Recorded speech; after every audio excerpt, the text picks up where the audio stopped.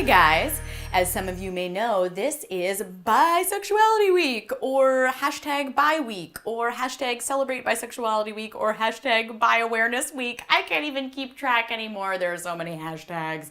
In any case, it's a week where we get to talk about bisexuality and bisexual visibility. Yes! Some of you out there also may or may not know, probably know, that I am bisexual. Yay. But I am not going to talk about myself today. I actually want to concentrate on men, on bisexual men, and the unbelievable lack of visibility and major erasure of bisexual men in general society. This is something that has certainly weighed on my mind for a long time, and I find to be such an anomaly. Honestly, I don't even know how else to say it. For a long time, I've known just in my gut that it is not possible, these things that people say that, oh, women are just more naturally bisexual than men. That seems impossible to me. And people constantly will quote outdated studies that they haven't even read, that they've just heard, oh, someone said, that scientifically women are just more that way. It's like anything else, guys. Do your research, because that just ain't true, turns out. So in doing my research, I realized that there are what I think are probably 4 main or major challenges in the fight for bi-male visibility. And here they are. Know them so that we can all fight them together. The first is this idea that men are on the fence, that bi men haven't made up their mind. The idea is like bi now, gay later. I used to hear that phrase quite a bit, right? That bi men are just like, stopping in bisexuality or using that label as a transition to go to gay later because it's just sort of an easy stepping stone to ease their friends and family into the idea of them being gay, right?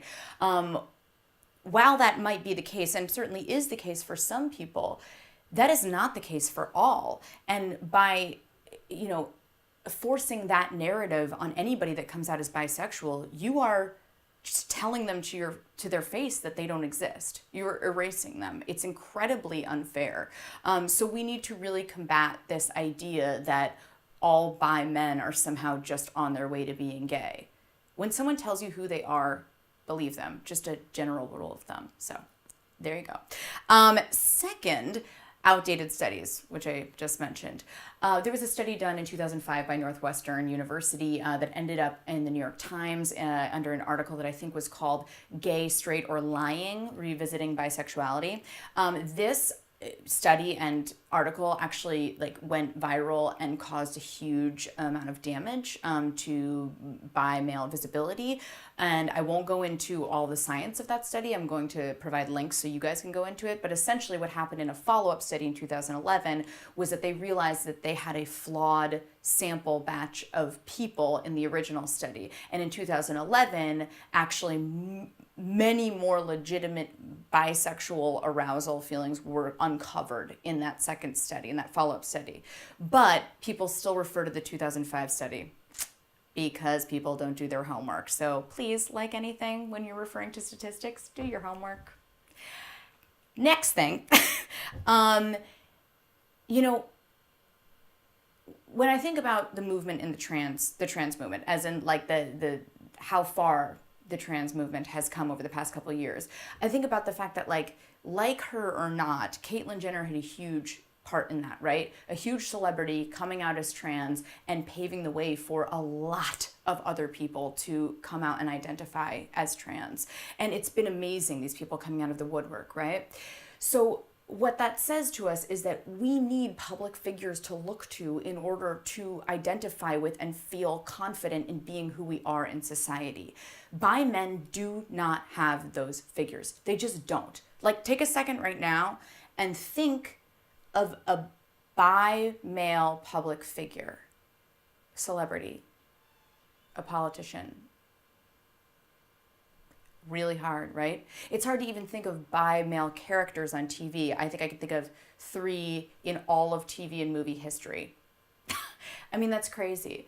If young men who are coming out of the closet, or men at any age, but certainly young men who are starting to figure out their identity, if they don't have someone to look to, they're not going to come out. That's just how it works. So we really need to work on our representation. And bi men out there who are out to friends and family, I encourage you, if you feel that it's safe and right for you, to come out in the public sphere. We need you, and young men coming up really, really need you. And the last thing is that bisexuality in men challenges traditional ideas of masculinity, right? Masculinity tends to exist in extremes, at least in the way society perceives it, right?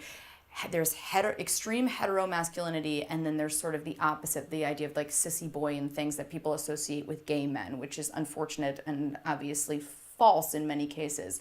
But that's generally the way we think of it, in this polarizing way. So when it comes to bisexual men, they obviously don't fit into either of those ideas of masculinity. And so people get confused as to where to place them, and it challenges ideas of masculinity that heterosexual men hang on to, and therefore it's repugnant, and they can't think about it, and it has to be untrue, right? Bisexual men then can't exist. So we have these 4 things and many more, but in any case, we have to fight this fight together. And I will list links down here that you guys should go to. There's been some research done. There's a lot of great articles written. We need to do more studies. We need more funding. We need more visibility.